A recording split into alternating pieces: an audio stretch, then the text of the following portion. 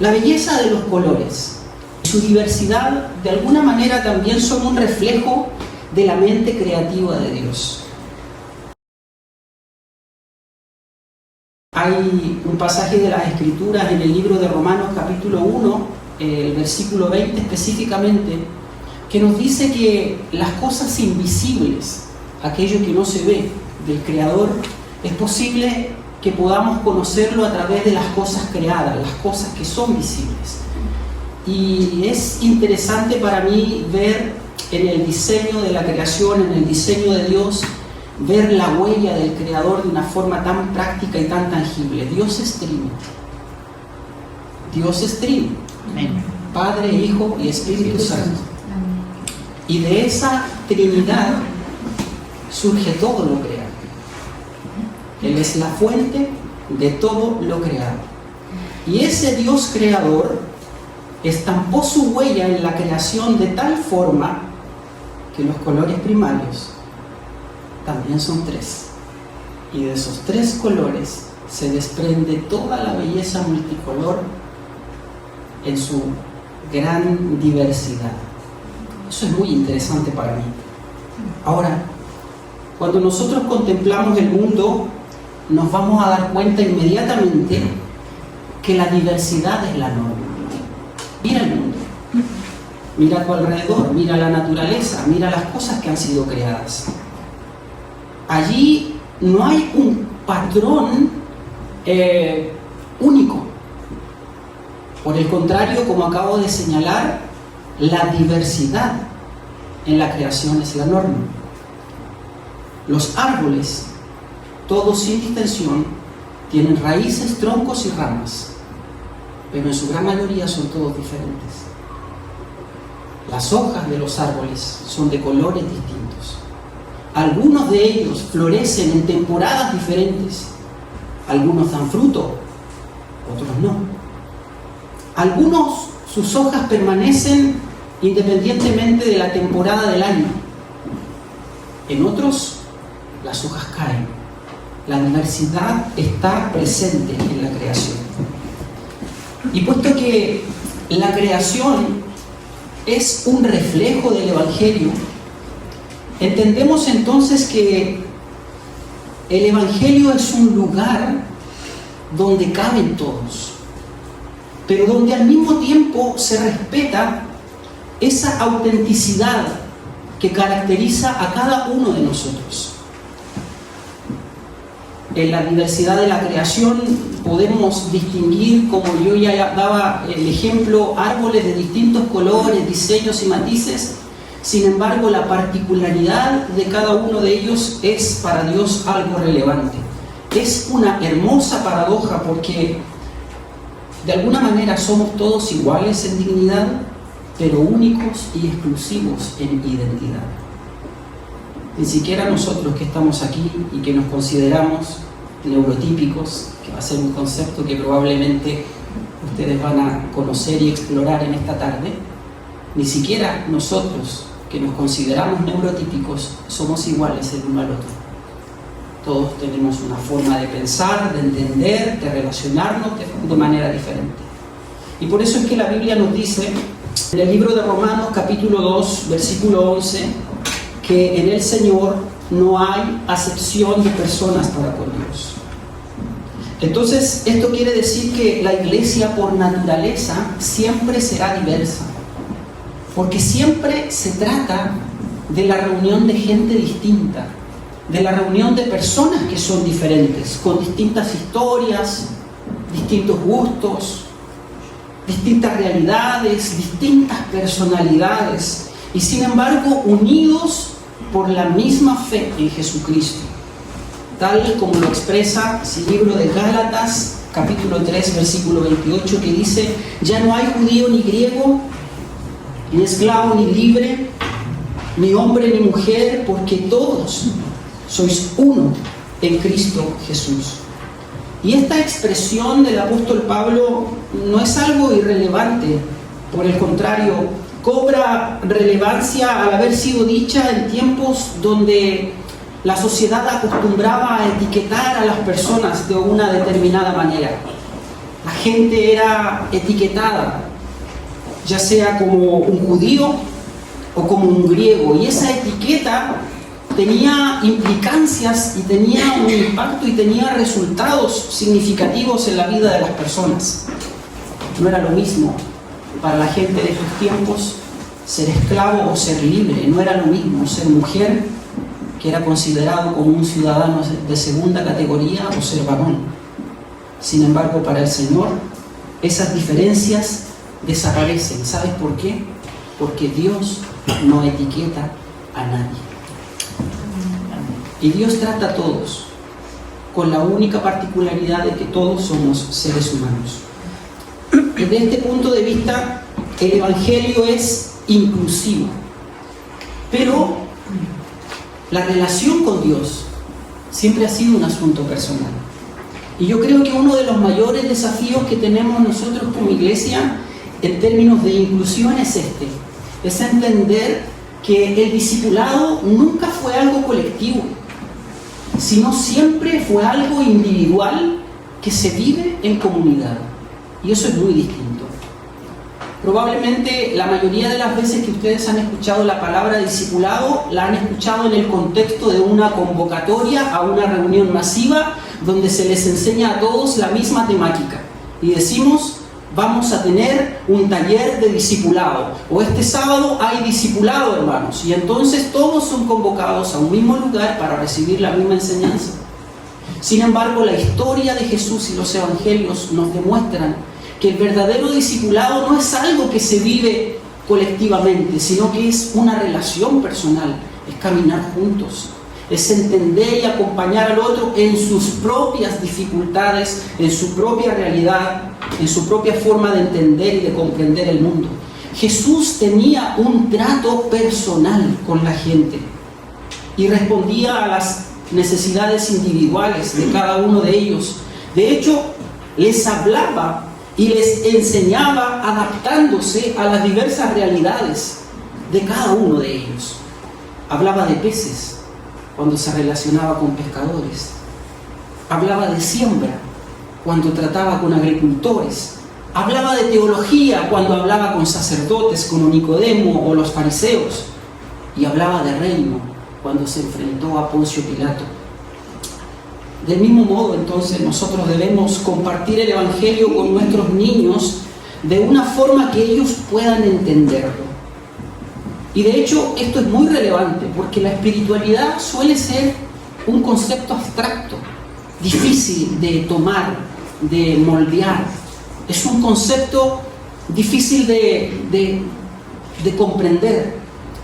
Y las mentes de nuestros niños, y en particular la de aquellos que son niños neurodivergentes, son mentes mucho más concretas. Necesita una explicación mucho más tangible del Evangelio y de la realidad. Primero, señalarles que podríamos decirle a un niño que Jesús quiere que él le dé el corazón. Pero esa frase que para nosotros parece tan sencilla, común, tan normal y tan evangelizadora, puede ser profundamente compleja de comprender para la mente de un pequeño que tiene una mente concreta y que por lo tanto entiende que tiene que sacarse el corazón, y hacer eso significa dejar de seguir viviendo. Y entonces el Evangelio se vuelve para él un problema más que una bendición, porque no somos capaces de hablar como hablaba Jesús, en el lenguaje que permita que quien te escucha entienda. Ese es el secreto de todo esto. El transmitir el Evangelio implica que el lenguaje que yo utilizo no tiene que ser comprendido por quien lo dice, sino por quien lo recibe. Y los niños deben ser capaces de entender el Evangelio que les estamos predicando. Y yo les decía que les iba a compartir una pequeña anécdota de mi hijo. Cuando él tenía aproximadamente 5 o 6 años, no espero que nadie se escandalice por lo que voy a decir, pero cuando él tenía aproximadamente esa edad, tenía ciertos miedos, ciertos temores. Y un día determinado estaba en casa y necesitaba ir al baño y me dijo, papá, acompáñame al baño. Y yo estaba haciendo otros quehaceres, otros menesteres. Y yo le dije, pero anda al baño tú, si ya sabes ir al baño. Y me dijo, no, es que quiero ir contigo porque tengo miedo. Y entonces yo le dije algo muy clásico y muy cotidiano y tribal para nosotros los cristianos. Dios está en todas partes. Así que anda al baño, anda tranquilo, porque Dios está en el baño. Y yo pensé que eso habría sido suficiente, pero él me quedó mirando y me dijo, Dios está en el baño, con cara de consulta. Y yo le dije, sí, Dios está en el baño, Dios está en todas partes. Y entonces me preguntó de nuevo, ¿y qué está haciendo? Y fue una pregunta que me descolocó. Entonces, como yo me quedé callado y lo quedé mirando, él añadió, está haciendo caca. Porque era un niño. Y en su mente concreta, él pensaba que si Dios iba al baño, iba a lo que iba cualquier otro ser humano, y por lo tanto podía ya estar allí perfectamente haciendo caca. Bueno, ese es un reflejo de que los niños necesitan que adaptemos nuestro lenguaje a su realidad. Ahora, ¿por qué necesitamos evangelizar a nuestros niños, independientemente cuál sea su condición? Porque los niños, con sus necesidades especiales, también necesitan de Jesús. Su amor puede ser el lugar más seguro que puedan ellos encontrar en este mundo.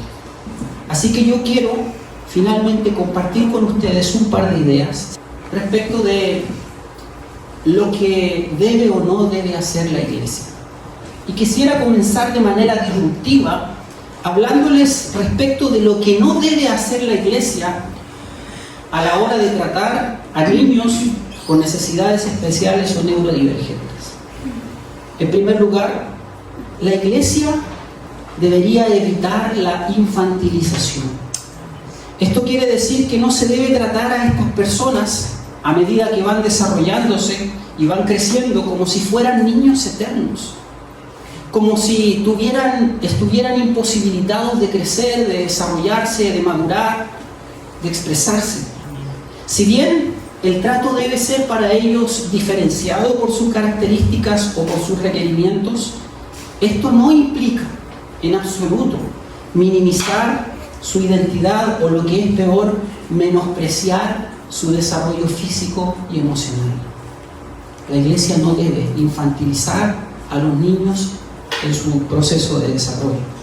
Segundo, la iglesia no debe demonizar este tipo de situaciones, comportamientos, conductas o reacciones que de pronto los niños pudieran tener dentro de un culto porque sienten que no encajan en el sistema. Nuestros cultos no están diseñados para niños.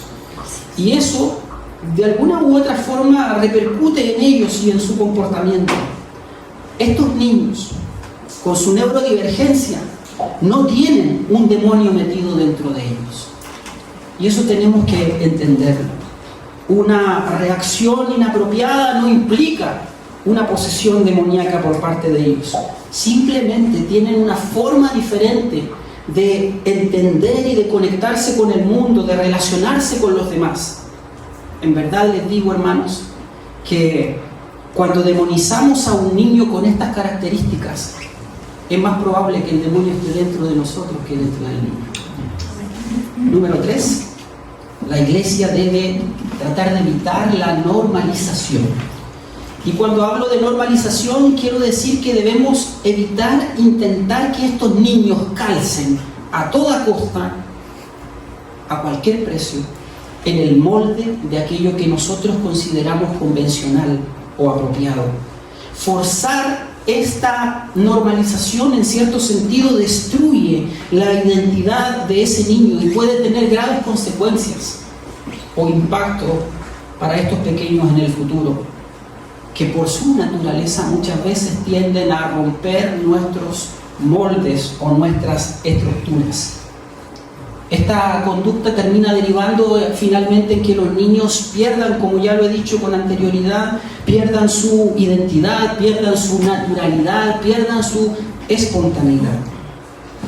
Y esto ciertamente no se trata de ser permisivos con ellos y aceptar cualquier conducta, cualquier comportamiento. El niño evidentemente requiere disciplina, requiere ser orientado, requiere muchas veces ser corregido, pero esta corrección, esta orientación que nosotros le otorgamos a un menor debe ser siempre otorgada en coherencia con las capacidades de comprensión que ese niño tiene. De lo contrario, puede que estemos atropellando su alma sin darnos cuenta. Y lo otro que debemos no hacer como iglesia es negar esta realidad, evitar la negación. Y esta conducta muchas veces implica tratarlo igual que todos los demás. ¿Ok? Somos todos iguales y entendemos el concepto iguales como trato igualitario en circunstancias que de la igualdad que estamos hablando es igualdad de dignidad, igualdad de derechos, pero no de personalidades. Y entonces, por tratar a todos iguales, forzamos conductas en ellos, cuando en realidad lo que necesitamos, en estos casos particulares, es tener lo que se llama una discriminación positiva en cuanto a las formas de la personalidad de estos niños. Y discriminar positivamente implica estar conscientes de los apoyos específicos que el menor requiere en determinados contextos, en determinadas situaciones. La esencia de este asunto, queridos hermanos, tías, no es negar ciertamente la realidad, y no es negar las diferencias, sino aprender a valorarlas. Finalmente, quiero compartir con ustedes 4 cosas para finalizar que sí me parece debe hacer la iglesia. Y la primera de ellas es que la iglesia debe ser un lugar seguro, donde el niño se sienta cómodo, donde el niño se sienta además aceptado y se sienta comprendido. Cómodo, aceptado y comprendido. 3 cosas que serán fundamentales y determinantes para saber si ese niño amará a la iglesia o la rechazará por completo. Porque eso es lo que busca un niño. En la iglesia, en el jardín, en la casa, en el barrio. Busca amor, busca aceptación, busca comprensión. Y donde lo encuentre, allí permanecerá. Allí se sentirá seguro. La iglesia, por lo tanto, debe ser el mejor lugar de sociabilización para nuestros hijos, donde ellos efectivamente puedan sentirse realmente cómodos, de tal forma que ellos aprendan a amar la iglesia y que cuando tú digas vamos a la iglesia, ellos sean los primeros en saltar y en querer asistir, porque allí se sienten amados, porque allí se sienten seguros, porque allí se sienten aceptados. Segundo, la iglesia debe fomentar la aceptación. Y esto implica educar el entorno, que es lo que el grupo inclusivo de nuestra iglesia está haciendo el día de hoy con todos ustedes, tratando de educarles y de formarles en esto. Implica educar a los líderes, por eso me parece notable y significativo que hayan guías acá. Y les felicito por haber venido el día de hoy, porque ustedes como líderes también tienen que empaparse de esto para detener la demonización en las congregaciones, para frenar conductas inapropiadas de un adulto que no comprende y no entiende la neurodivergencia. Ustedes como líderes deben empaparse de eso. Educar a los adultos también de la congregación. Hoy estamos comenzando con ustedes, que son el grupo de contacto en la trinchera, ¿verdad?, con los niños. Pero esto debiera poco a poco expandirse y ustedes debieran ser un canal de información para los padres de sus propias comunidades y en sus propias congregaciones. Educar también a otros niños, a los niños neurotípicos. Educarlos en aceptación, enseñarles a desarrollar la empatía y la comprensión, colocando siempre como ejemplo al mayor de todos los ejemplos inclusivos, Jesucristo. Finalmente, creo que debiésemos también aprender a escuchar y preguntar Escuchar y preguntar para qué, para conocer. No interpretar las conductas desde nuestra condición neurotípica, desde lo que yo considero normal o real para mí, porque eso puede ser muy distinto en la mente de un niño. Ir más allá de lo observable. Esto implica no asumir lo que yo creo y muchas veces dejar de juzgar no solo al niño, sino también a los padres de ese niño. Porque es fácil pararte mirando desde lejos la conducta disruptiva de un menor y decir: si ese estuviera en mis manos, si fuera mi hijo, las cosas cambiarían. Esos prejuicios que tenemos en nuestra mente deben ser derribados. Si bien este consejo es aplicable, como se darán cuenta, no solo al comportamiento de un niño neurodivergente, sino de cualquier otro niño, cuánto más es importante que apliquemos esta conducta y esta actitud en personas que son neurodivergentes, en estos niños que son especiales. Escuchar y preguntar para conocer. ¿Qué pasa? ¿Qué sientes? ¿Qué te da miedo? ¿Qué te asustó?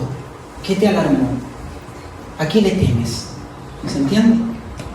Finalmente, de la mano con lo que acabo de señalar, creo que tenemos que aprender como iglesia a ser flexibles. Los esquemas, las estructuras en esencia son buenas y son muchas veces necesarias e importantes. Pero quiero que aprendas esto, hermano.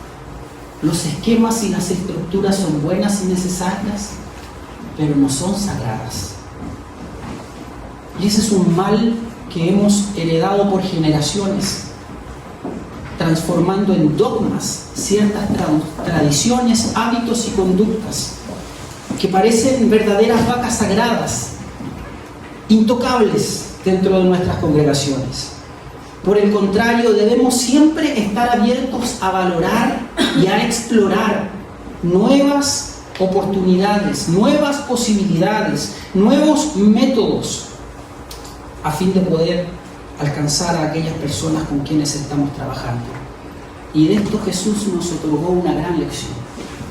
Hay varios pasajes en los que Él rompe los moldes en los evangelios. Pero yo solo quiero recordarte el pasaje de Juan capítulo 5, donde Él sana al paralítico que está en el estanque de Betesda. ¿Sabes cuál fue la discusión de los fariseos? De los hombres que conocieron de ese milagro. ¿Cómo puede Jesús sanar en sábado? Ese era todo su problema, toda su preocupación. Se centró en el día de reposo. Y entonces se acercan para recriminarlo porque probablemente, de acuerdo a sus mentes y conciencias, él había cometido un error garrafal. Había sanado a un hombre en el día de reposo.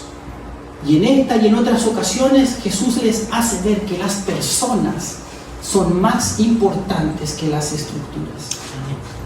De hecho, en una ocasión les dice: si tu burro se cae a un hoyo en día de reposo, ¿no lo sacarías de allí? ¿Cuánto más no es necesario desatar a esta hija de Abraham? Les responde. Y lo que Jesús nos está enseñando es: siempre las personas tienen que estar en el centro de nuestro liderazgo y de nuestra visión. Si tú antepones los métodos y las estructuras a las personas, eres un fariseo. Así de simple. Y yo te invito a ser como Jesús. Amén. Abracemos entonces la neurodiversidad. Que Dios les bendiga mucho. Amén.